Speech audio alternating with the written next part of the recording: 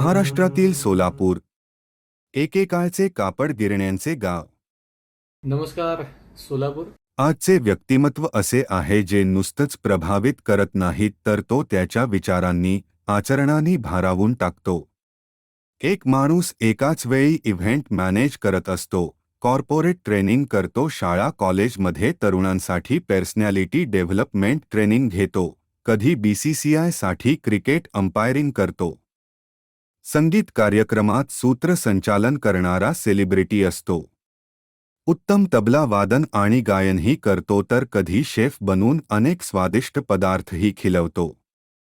आईवडिलांना अभिमान वाटावा असा मुलगा, बायकोच्या पाठीशी भक्कमपणे उभा असलेला नवरा, प्रेमळ आणि तेवढाच शिस्तप्रिय बाबा, करत असलेल्या प्रत्येक रोलवर मनापासून प्रेम करणारा. सोलापुरात काय आहे बे असे म्हणणाऱ्याला सोलापुरात काय नाही बे म्हणायला लावणारा. एकाच वेळी 8 वेगवेगळे करिअर हाताळणारा बहुआयामी अनिश सहस्रबुद्धे.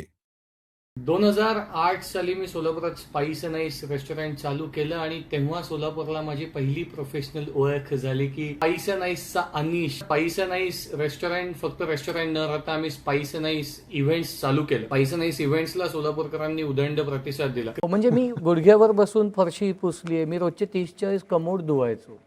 आणि तेव्हा ना मी बाबांना कधी कंप्लेंट केली किंवा ना आई बाबांनी मला कधी सांगितलं की यार तू वेडायस का, हे काय काम करतोय. मला उलट बाबांनी एनकरेज केलं की हे कर, म्हणजे उद्या आपल्या हॉटेलमधला माणूस जर का हे नाही करायला लागला तर तुला लाज नाही वाटणार आहे करायला. या सगळ्या डायव्हर्सिफाईड बिझनेसमध्ये अजून एक पॅशन होती, ती म्हणजे अँकरिंगची.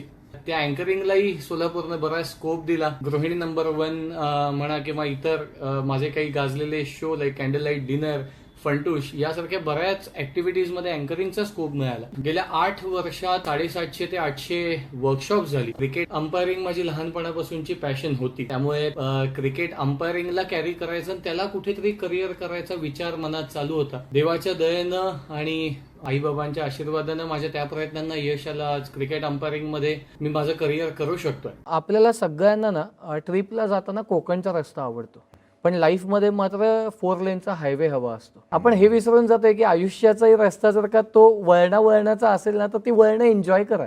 कधी युटर्न्स येतील, कधी घाट येईल, कधी खड्डे येतील, कधी कडा येईल आजूबाजूला, कधी दरी येईल. सेफली चालवा गाडी जे आपल्या हातात.